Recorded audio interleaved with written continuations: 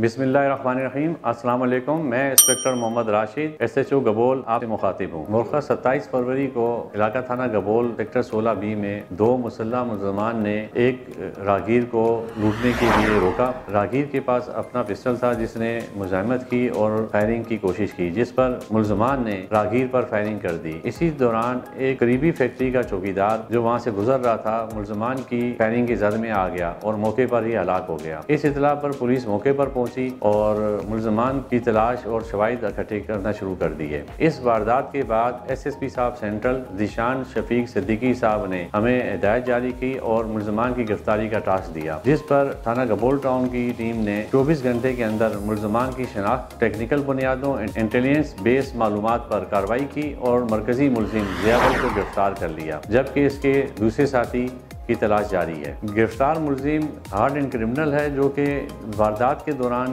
किसी भी मुज़ाहमत पर फौरी फायर कर देते हैं। मुल्ज़िम की गिरफ्तारी से स्ट्रीट क्रिमिनल को एक सख्त मैसेज पुलिस की जानिब से गया है। District central police street crime के खिलाफ नबर्द आज़मा है और आवाम की जान व माल के तहफ़्फ़ुज़ के लिए कोशा है।